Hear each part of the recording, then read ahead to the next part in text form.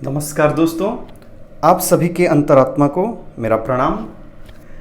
दोस्तों, आज मैं बात करूंगा गीता के ऐसा एक श्लोक है जिसमें सारा गीता समाई है, और वो श्लोक को अगर हम जान ले और मान ले और मन में बैठा ले तो आपको पूरी गीता का ज्ञान वहाँ पे हो जाएगा।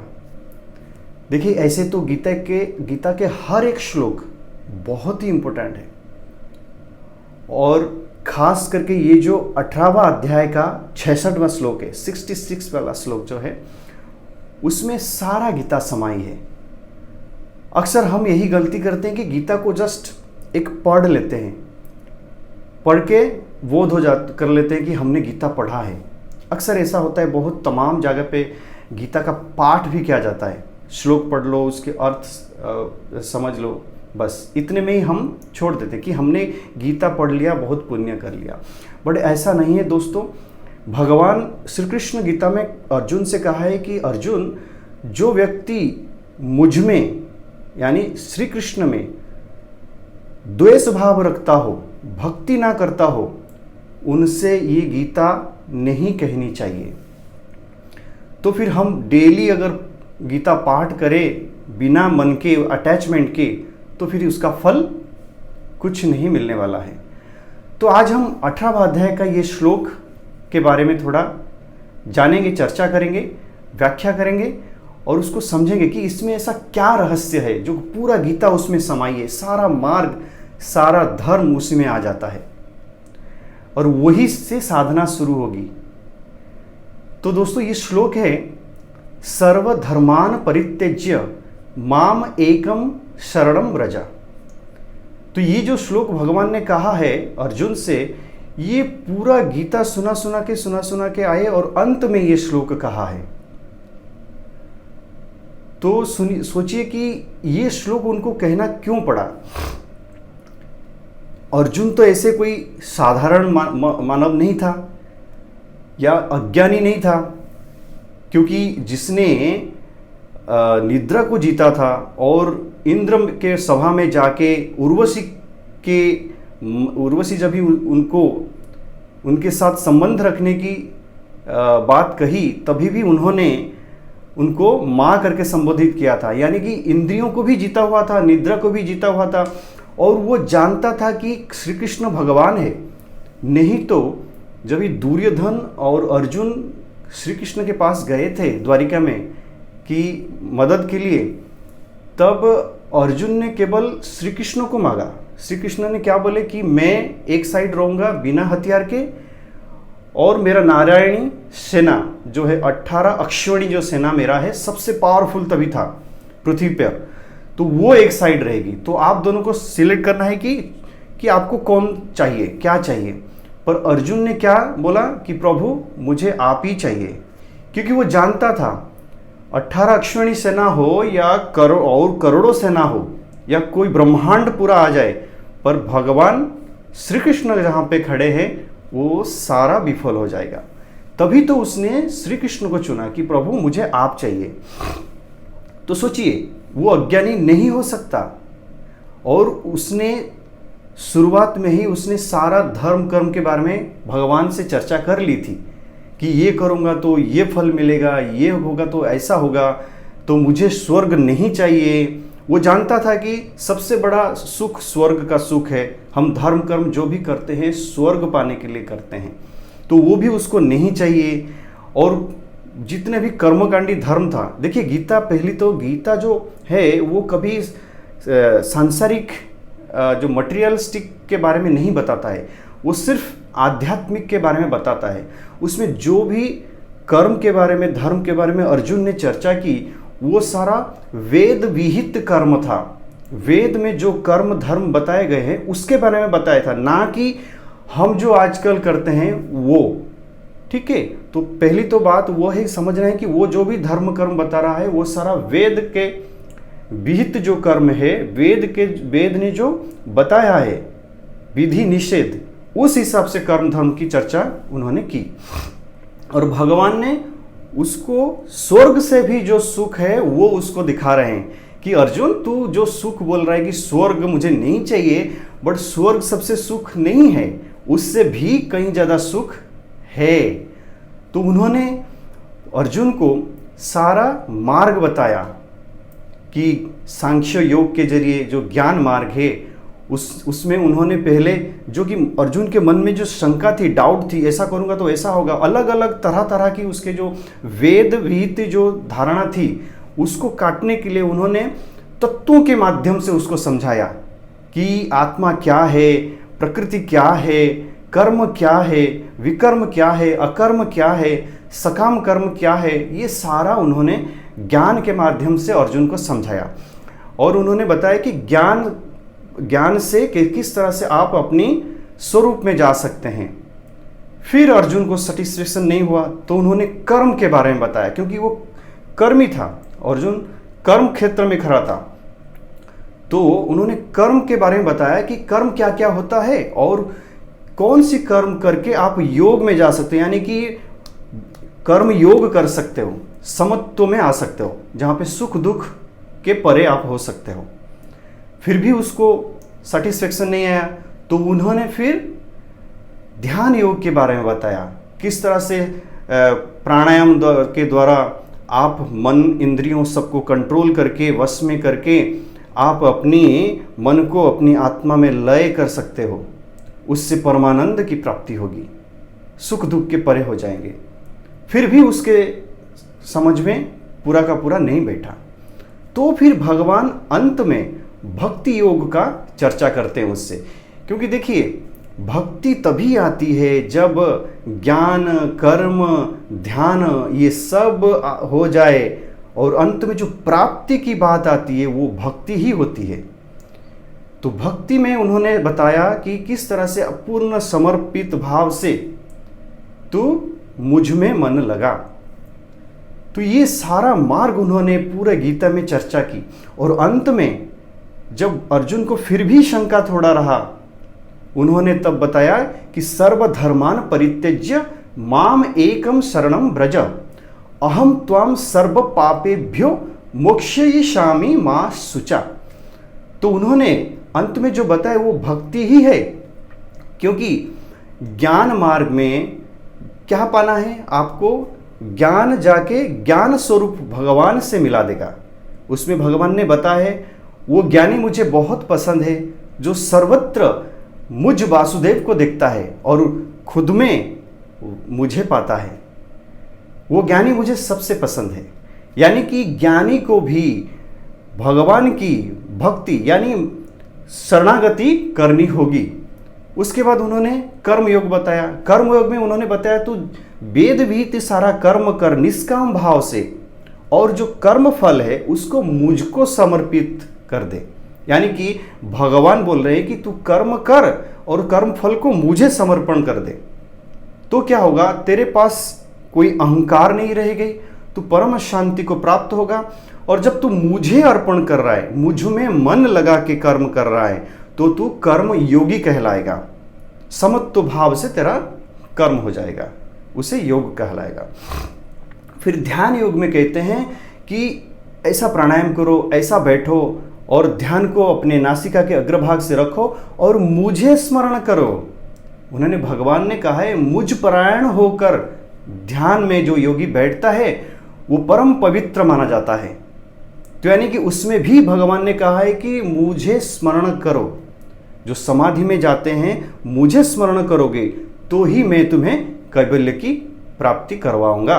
क्योंकि देखिए हमारी सारा प्रॉब्लम है माया निवृत्ति।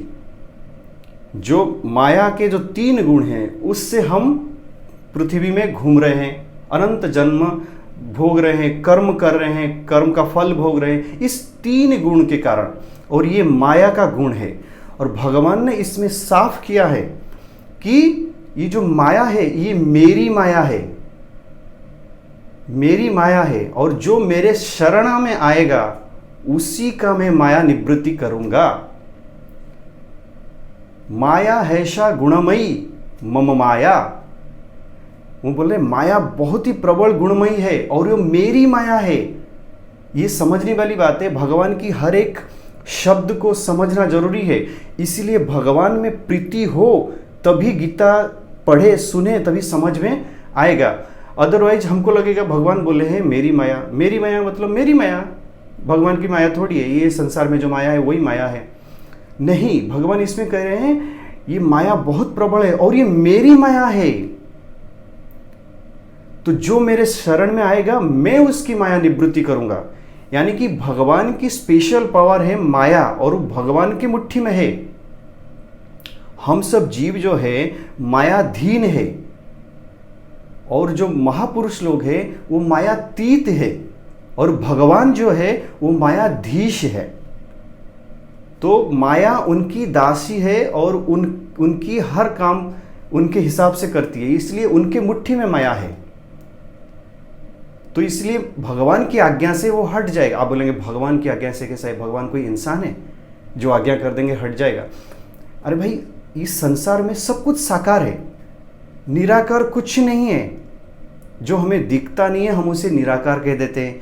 आप वैज्ञानिक पद्धति से जाएंगे तो आपको छोटे छोटे कण कण सब सेल्स दिखेंगे, सारे जीवित है, सारे मूवमेंट, सब में मूवमेंट है, सबके पास शरीर है और सबसे सूक्ष्म से सूक्ष्म कोशिका के अंदर भी वो भगवान है, वो आत्मा है, इसीलिए सारा चीज जीवित है।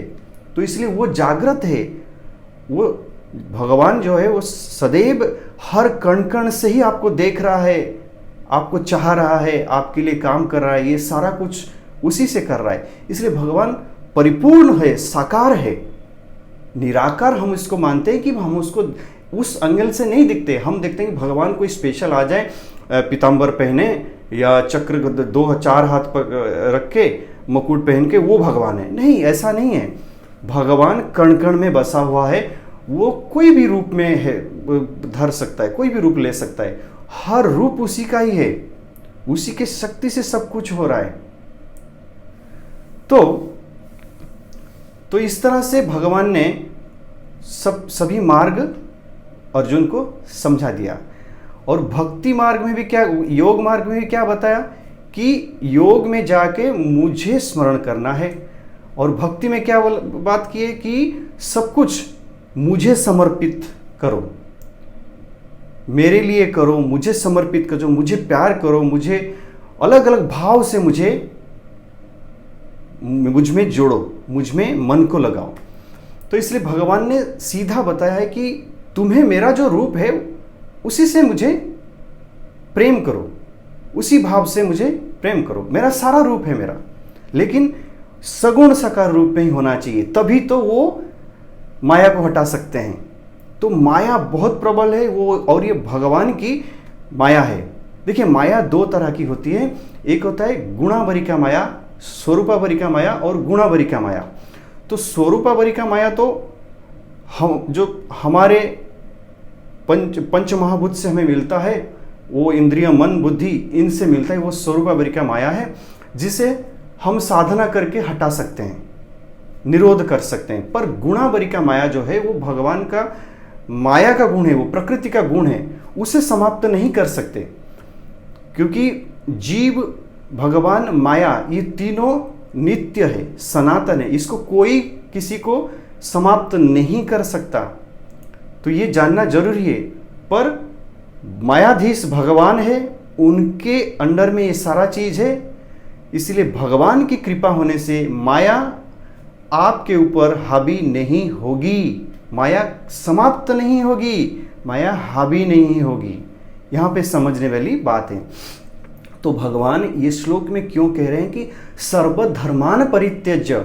क्योंकि धर्म किसको कहते हैं? जिसको हम धारण करके, धर्म माने धारण करने योग्य, जिसे हम धारण करके ईश्वर की अनुभूति कर सकते हैं, वो धर्म है।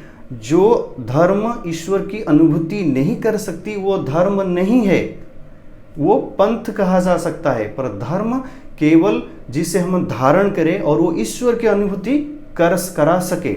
तो यहाँ पे कह रहे हैं कि सर्वधर्मान परित्यज्य, यानी कि पहले ज्ञान मार्ग बताया, कर्म मार्ग बताया, योग मार्ग बताया, भक्ति मार्ग बताया। तो ये जितने मार्ग है, यानी कि ज्ञानी का जो धर्म है योगी का जो धर्म है, कर्मी का जो धर्म है, भक्त का जो धर्म है, ये जो सारे धर्म ये परित्याग करो, छोड़ दो। जो मेहनत कर रहे हो वो मेहनत छोड़ो और माम एकम शरणम ब्रज, और तुम माम एकम, एकम बार बार भगवान एकम बोले। देखिए ज्ञान मार्ग में कभी एकम शब्द नहीं आया होगा, योग में कभी एकम शब्द नहीं आया होगा, कर्म में भी कभी एकम शब्द नहीं आया होगा, लेकिन भक्ति मार्ग में उन्होंने बार बार एकम शब्द कहा है। भक्त्यहम एकया, तो भक्ति में एक ही भक्ति में केवल मैं प्रसन्न होता हूं। तो यहां पे भी कह रहे हैं कि माम एकम, केवल मेरी शरण में आओ, एक मेरी, दूसरा नहीं। इसको कहते हैं अनन्य भक्ति कहते हैं। तो माम एकम शरणम ब्रज, केवल सारे धर्मों को छोड़ केवल मेरे शरण में आ जा। अहम त्वाम सर्व पापेभ्यो मोक्षयिष्यामि मा शुचा। तो तू जो सोच रहा है कि ये करूंगा तो पाप लगेगा, वो करूंगा तो ऐसा होगा, ये मेरा धर्म है, इसको करनी चाहिए, तो ये सब मैं तुझे दे दूंगा और तेरे को मुक्ति भी दे दूंगा, क्योंकि मुक्ति तो भगवान ही देंगे। देखिए जब तक आपका मन उस भगवान में लय नहीं हो जाता तब तक आपकी मुक्ति नहीं हो सकती। तो इसलिए मुक्ति वो ऐसे ही आपको दे देंगे।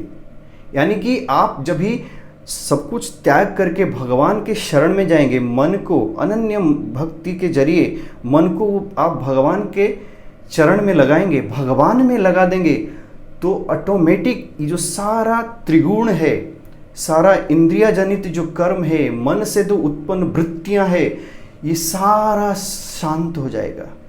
क्योंकि भगवान सर्वशक्तिमान और समस्त गुणों से परे है और आनंद से भरे हैं। भगवान जो है आनंदमय है, इसीलिए उनका नाम सच्चिदानंद है। तो जब बहुत बड़ा आनंद में मन लग जाएगा तो ये सारा जो बाकी जो छोटा मोटा संसार का जो आनंद है ये सब उसके सामने छोटा हो जाएगा और मन उनसे हटके भगवान में आकर्षित हो जाएगा। और एक बार भगवान में लग गया तो बाकी सब ऑटोमेटिक छूट जाता है। जैसे आपने स्विच ऑन कर दी तो अंधेरा ऑटोमेटिक चला गया, आपको अंधेरा को हटा के लाइट लाने की जरूरत नहीं है। लाइट ऑन हुआ तो अंधेरा अपने आप चला गया। तो इसीलिए भगवान जो सब कुछ है, भगवान उनमें आपको जो चाहिए सब कुछ उनमें मिलेगा। उनमें उनका रूप, उनका गुण, उनका शक्ति, सब कुछ उन्हीं में है, भगवान के नाम में है, भगवान के स्मरण में है, भगवान के रूप में है, सब कुछ जो भी आपको चाहिए। इसलिए जब आपका मन उनकी तरफ आकर्षित हो जाता है तो बाकी सब फीका हो जाता है। तो इसलिए वो कह रहे हैं तू छोड़ सब कुछ, तू छोड़ और मेरे शरण में आ, मैं तुझे सब कुछ कर दूंगा, क्योंकि मैं ही सबका नियंता हूं। मैं ही ज्ञानियों का जो आखिर पड़ाव है ज्ञान, वो मैं ही हूं। ये ज्ञान जो मैं बुद्धि के जरिए जो ज्ञान प्रदान करता हूं, जो ज्ञानियों के पास जो ज्ञान है वो मैं ही हूं और कोई नहीं है। मुझे जानने से सारा ज्ञान उसमें सम्मिलित हो जाता है, अनंत कोटि ब्रह्मांड का ज्ञान आ जाता है, क्योंकि मेरे में सब ब्रह्मांड समाया है और ब्रह्मांड का ज्ञान भी मेरे में समाया है। और जब मुझे तुम चाहोगे तो वो पूर्ण ज्ञान तुम्हारे पास आ जाएगा। और योग जब तुम मुझ में जोड़ोगे, यानी कि उस परमेश्वर से जब तुम जोड़ोगे, तुम्हारा सारा जो तमोगुण, रजोगुण, सतोगुण सारा नष्ट हो जाएगा, सारा वृत्तियां जलकर भस्म हो जाएगी, क्योंकि मैं कालातीत हूँ। मुझे छूकर, जैसे पारस को लोहा छूकर पारस हो जाता है, ऐसा मुझे छूकर सब कुछ ब्रह्म हो जाता है। इसलिए योगियों के भी उन्होंने बोला है कि मुझे स्मरण करो, मुझ में मन को लय करो।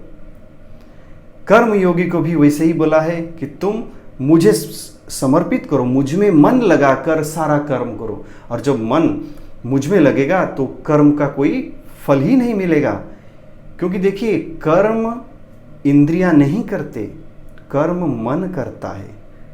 मन अगर सोच लिया वो भी कर्म है। इसीलिए मन से सब कुछ होता है, शरीर से नहीं होता है।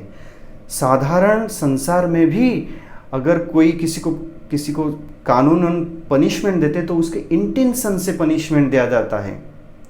आर्मी लोग कितने हत्या कर देते हैं पर उनको पनिशमेंट नहीं मिलता है, क्योंकि उनका इंटेंशन नहीं था, उनको जो ऑर्डर दिया गया उससे उन्होंने पालन किया। ठीक इसी तरह से इंटेंशन देखते हैं। जब आदमी भगवान में मन लगाता है तो उसका इंटेंशन नहीं रहता है संसार का कोई कर्म करे। तो इसलिए मन से सारा कुछ होता है, इसलिए मन को सरेंडर करना है। शरीर को सरेंडर करे अच्छा है, नहीं करे कोई बात नहीं, पर मन जरूर सरेंडर हो, क्योंकि मन से सारा जो गुण है, वृत्तियां हैं, सब कुछ मन से ही होता है। और जब तक मन सरेंडर नहीं होगा कुछ नहीं हो सकता। आप शारीरिक कर्म कितना भी करें उसका फल जीरो है, जीरो। तो इसलिए भगवान इसमें कहा है, तो सारा गीता का यही फल है कि आप श्री कृष्ण के शरण में जाए तभी आपको सब कुछ मिलेगा। आपको मुक्ति चाहे, भक्ति चाहे, जो भी चाहे, योग चाहे, ज्ञान चाहे, सब कुछ उन्हीं में समाप्त होती है, उन्हीं में आरंभ होती है। तो इसलिए उन्हीं के शरण में जाने से आपको सबकी प्राप्ति हो जाएगी। इसलिए कोई कोई बोलता है कि भगवान ने उसमें गीता में कहा है सर्वधर्मान परित्यज माम एकम शरणम व्रज। मैं भी वही पढ़ रहा हूँ। अरे आप वही पढ़ रहे हो, आप क्या बोल रहे हो कि आपके शरण में सब आ जाएं? भगवान बोल रहे भगवान की शरण में जाने के, आप किसको बोल रहे हो कि माम एकम शरणम व्रज? तो ये पढ़ने से नहीं होगा। गीता का हर एक श्लोक जो कह रहा है उसको मानना जरूरी है। मन से मानना ही बहुत जरूरी है, यही साधना है। हर एक शब्द में गीता में जो भी कहा है उसको मन से मानना है। तो इसीलिए पूरा गीता का सार एक श्लोक में भगवान ने आखिर में कहते हैं, तो अर्जुन को सारा नष्ट हो जाता है, अर्जुन का सारा मोह नष्ट हो जाता है। उसने कहता है नष्ट मोह स्मृतिर्लब्ध्वा। तो उसका सारा जो मन में जो भ्रम था, भ्रांति था, जो वृत्तियां थी, स्मृतियां थी, जो त्रिगुण त्रिदोष जो भी था, वो सारा नष्ट हो गया और वो भगवान का शरणागत हो गया। और वो जब जीव भगवान के शरणागत हो जाता है तो वो बिंदास हो जाता है, क्योंकि वो जानता है मुझे कुछ नहीं करना है, जो करना है भगवान को करना है, वो करेंगे। तो मैं बिंदास, निश्चिंत, शांति, आनंद, यही अवस्था तो सबको चाहिए, योगियों को चाहिए, ज्ञानियों को चाहिए, सबको चाहिए। तो यही अवस्था पाने के लिए इतना मेहनत क्यों करना है? जब भगवान बोल रहे हैं तो सब कुछ मुझ पे छोड़ दे, मेरे शरण में आ जा, मैं तेरा योगक्षेम वहन करूंगा, तेरे योग के निमित्त जो करना है और तेरा जो है तेरे पास उसको भी मैं सुरक्षा दूंगा। तो योगक्षेम तेरा मैं वहन करूंगा। स्वयं भगवान कह रहे हैं कि मैं वहन करूंगा। तो इसलिए हमको सब कुछ भुला के, सारा द्वंद्व, सारा शंकाएं और सारा दुख भुला के उस श्री कृष्ण के चरण कमल में ध्यान लगाना है, उन्हीं के शरण में जाना है। आशा करें आपको भगवान की ये बातें समझ में आई हो।